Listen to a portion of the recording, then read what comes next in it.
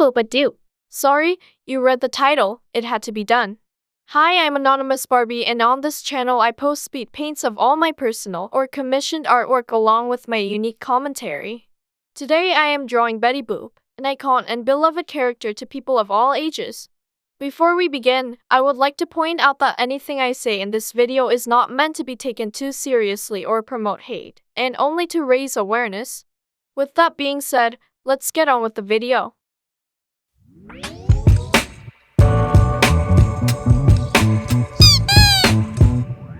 So, who is Betty Boop? Well, for those that don't already know, Betty Boop is a cartoon character who first appeared in the 1930s in the era of the Fleischer Studios animated cartoons. She first appeared in the cartoon Dizzy Dishes as a caricature of a popular singer of the time, Helen Kane. Betty Boop quickly became a sensation, and over the next decade, she starred in over 100 cartoons. She is known for her distinctive high-pitched voice, which was provided by Mae Questel. This made her a popular icon of the Jazz Age and the Depression era. Betty Boop's appearance and personality evolved over time, but she is generally depicted as a playful and flirtatious Young woman with big eyes, a button nose, her flapper style, curvy figure, large head, and a short black bob hairstyle with a signature red bow. She often wears a tight-fitting dress that shows off her curves and high heels. Betty Boop appeared in numerous animated shorts throughout the 1930s, becoming one of the most popular cartoon characters of the time. But due to her growing image, she was considered too inappropriate to be viewed when the Hays Code came into existence. So, the creators were forced to change her. Betty Boop's popularity continued in later years, with merchandise and memorabilia featuring her likeness still being sold today. Despite these changes, Betty Boop remained a popular character throughout the 1930s and beyond. She continued to appear in cartoons and comic strips, and she also became a merchandising icon, with her image appearing on a wide range of products, from toys and games to clothing and household items, making her well known in pop culture. So, the question still stands. Why did I pick to draw her of all characters? Well, honestly, I chose Betty Boop because I loved her unique looks and personality. She was adorable, she had the iconic dressing style of the Roaring Twenties, and her voice reminded me of an innocent little 5-year-old, carefree and fun-loving. But as I did research for this video, I found more information about her history and learned that there is much more to her story than what meets the eye. So, I have been leaving you hanging for a minute now. I know that you want to know what this deep history is. So, here's the tea. There was a lawsuit taken out against the creators of Betty Boop by a woman named Helen Kane. Yes, the same person I said before that the character was designed to replicate. Why, you may ask? Well, she claimed that they stole her unique style of singing and looks. So, she sued them for $250,000. Which honestly sounds quite reasonable. The character does heavily resemble her, and the two both shared her cutesy signature Boop-boop-a-doo scat singing style. So she definitely deserved to win the case, right? Wrong. Turns out there is controversy surrounding Helen Kane's signature Boop-boop-a-doo style, as it has been suggested that she may have taken her style from another popular singer of the time period. Who, you may ask? Introducing Baby Astor. Baby Astor was an African-American performer in the late 1920s who was known for her unique vocal style, which included a lot of scatting and nonsensical syllables. Some people have claimed that Helen Kane saw Baby Astor perform and was inspired by her style, which she then incorporated into her own performances, including the Boop-boop-a-doo phrase. Shocking, right? But I'm not done yet. Baby Astor eventually hops into the mix of all this drama and files a lawsuit of her own. Although, it was never claimed that Helen stole from Baby Astor directly or indirectly, or if she simply just had a similar style, the case did not end in her favor. She lost all chances of gaining any compensation. Baby Astor won the case, and the Betty Boop creators were allowed to keep all rights to their character. If you think about it, this whole thing is just crazy. Betty Boop was allegedly stolen from Helen Kane, who was inspired by Baby Astor. A chain reaction. But these things happen all the time in our society. So, that's the basic reason why I decided to change Betty Boop's ethnicity in this digital portrait of her. Since she could have looked this way if the creators got the inspiration from Baby Astor directly. As I stated before, this video was created just to raise awareness to the origins of the iconic character. Personally, I love both versions of her, but not many people know the story behind her. So, please do not spread hate towards Helen Kane or Fleischer Studios or any of the other creators of Betty Boop. Let's be kind and continue to love Betty Boop for who she is and will always be inside and out, Baby Esther, Mae Questel, and Helen Kane. Anyways, I feel like I have been talking for a long time now, so I'll be quiet for now, let you watch the rest of the video.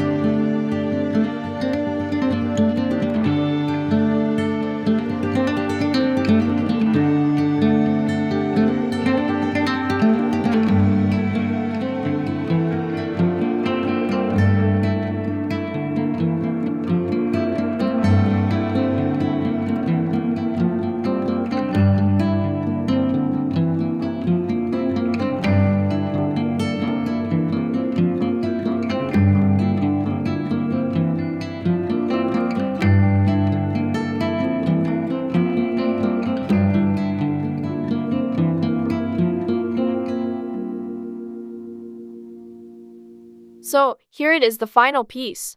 What do you guys think? Do you like it? Leave a comment down below and let me know. Also, if there is something else you would like to see me draw, comment that too.